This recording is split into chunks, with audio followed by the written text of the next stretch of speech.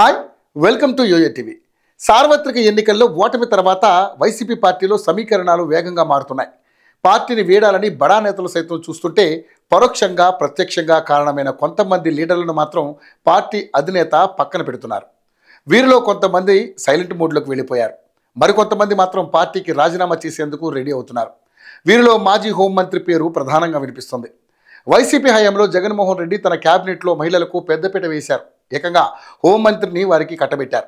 అయితే 3 ఏళ్ల పదవీ కాలం ముగిసిన తర్వాత మంత్రివర్గాన్ని దాదాపుగా మారుస్తూ కొత్త వారికి చోటు కల్పించారు. అలాంటి సందర్భంలో అప్పటికే మహిళా సంక్షేమ శాఖను చూస్తున్న తానేటి వనితను హోంమంత్రిగా చేస్తూ జగన్ మళ్ళీ అదే డిసిజన్ని కంటిన్యూ చేశారు. అలా కోస్తా జిల్లాలకు చెందిన 2 మహిళలకు హోంమంత్రులుగా జగన్ జమానాలో అవకాశం దక్కింది. అయితే హోంమంత్రిగా తనను తప్పించడంతో మనస్తాపానికి గురైన సుచరిత ఆనాడే పార్టీని వీడాలని అనుకున్నారు.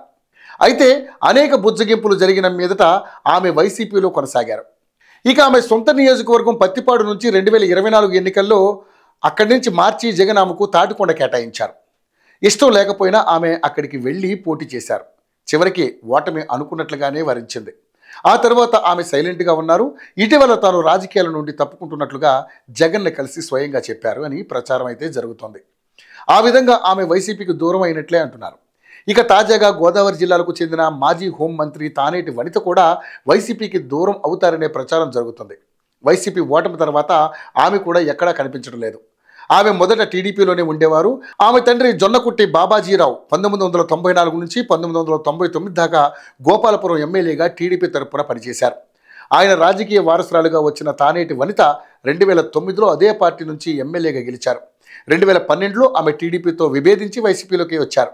2014, 2019, 2024లలో వైసీపీ ఆమెకు టికెట్ ఇచ్చింది. వైసీపీ అధికారంలోకి రావడంతో మంత్రి పదవిని కూడా ఆమెకు ఇచ్చారు.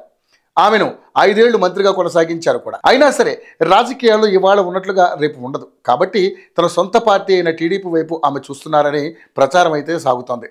తొందరలోనే ఆమె వైసీపీని వీడుతారని ఆ ప్రకటన వస్తుందని అంటున్నారు.